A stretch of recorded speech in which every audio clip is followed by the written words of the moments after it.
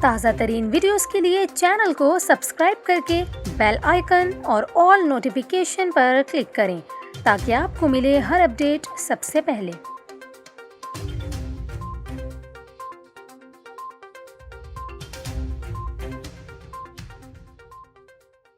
السلام علیکم، news 24/7 Urdu service میں خوش آمدید۔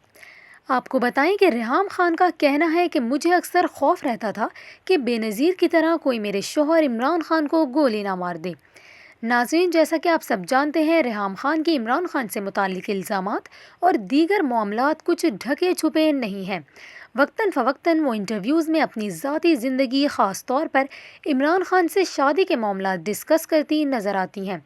اس کے علاوہ ریحام خان نے عمران خان سے متعلق آپ بیتی کے حوالے سے کتاب لکھ کر سارا کچا چٹھا کھول کر رکھ دیا۔ حال ہی میں ریحام خان نے انٹرویو دیا جس میں ان کا یہ کہنا ہے کہ مجھے اکثر خوف رہتا تھا کہ بے نظیر کی طرح کوئی میرے شوہر عمران خان کو گولی نہ مار دے، اس لیے جب بھی انہیں باہر بھیجتی تو آیت الکرسی پڑھ کر بھیجا کرتی تھی۔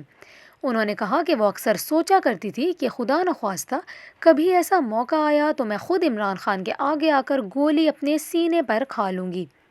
ریحام خان نے کہا کہ انہوں نے ایک لمبے قد کا لڑکا گارڈ بھی رکھا تھا جس کا قد عمران خان سے بھی لمبا تھا۔ وہ اسے اکثر ہدایات کیا کرتی تھی کہ کبھی ایسا موقع آئے تو وہ عمران خان کے سامنے آ جائے۔